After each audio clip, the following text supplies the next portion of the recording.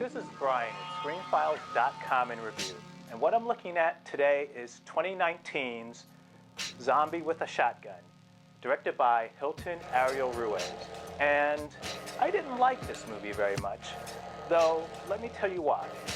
I had a chance to see this movie a few months ago, actually, when it was on Amazon, and I didn't, because the whole idea of a zombie with a shotgun goes against everything I know about zombies. For instance, traditionally, zombies aren't very intelligent, which makes sense. Well, first off, let's accept the premise that zombies exist, because the whole idea is ludicrous.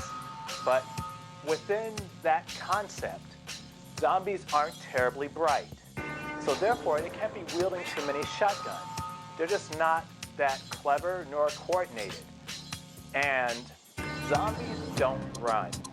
This has been a big thing of mine ever since it first appeared, I want to say, in Zack Snyder's remake of Dawn of the Dead. I can't stand the idea of zombies doing cardio. It's anathema to the entire concept, and I think it's dopey. I don't think it's scary at all. Quite the opposite, in fact. I just don't find it interesting. So when I heard about Zombie with a Shotgun, I just said, I can't. It's too opposite these things as I understand them. So recently it appeared on Tubi, and I still didn't like it, though for different reasons.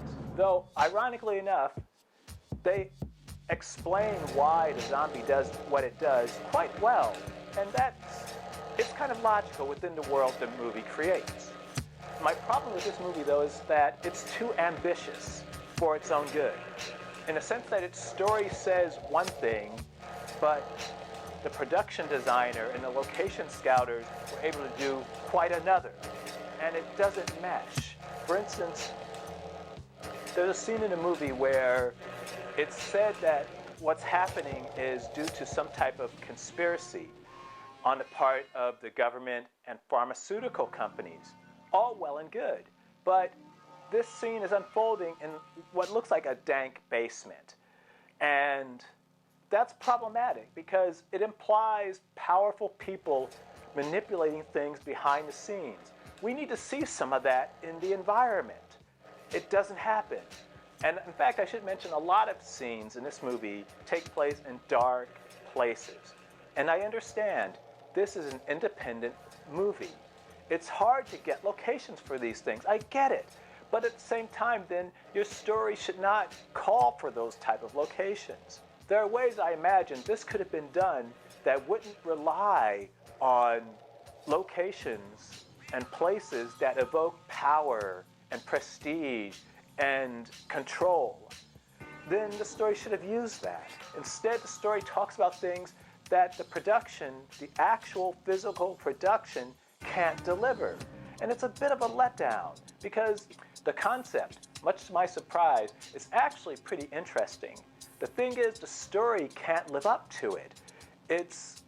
The story is too big for what the production was able to deliver, and it shows. And there's an aspect of it that implies also that what's going on has supernatural origins. In fact, this is very much like REC, R-E-C, in that respect.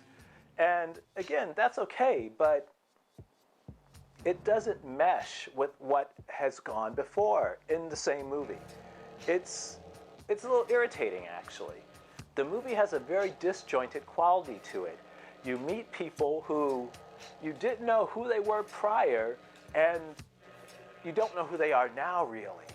And it's just odd, and it kind of knocks you off a little bit because you don't know why you're even seeing these people. I mentioned earlier that the movie implies there's some conspiracy between government and big pharma. And that's an interesting angle to take. Not by any means unique, but interesting. The thing is, I want to say 48 minutes into the movie. Now keep in mind, it only lasts about an hour and 19. Do you hear any kind of announcement telling you that there's some type of disease going around which is a danger to the public? The movie has these two lead characters who are running around as if there were some type of conspiracy against them. That's all well and good. That's actually a not an unusual thing in any type of movie like this. But the thing is, you don't necessarily sense that. At least I didn't. I didn't have the feeling that this is something that's a danger to everyone else out there, and there's a group of people trying to hunt down these two people because they're going to potentially spread it around. I didn't get that feeling at all. I honestly think that this movie would have worked better as an anthology, in which case you have individual stories revolving around a similar subject matter. That probably would have worked better, because then there wouldn't have to be a need for such continuity. Unfortunately, you need some way to visually show us the things the story is saying is happening, and it doesn't do that very well at all.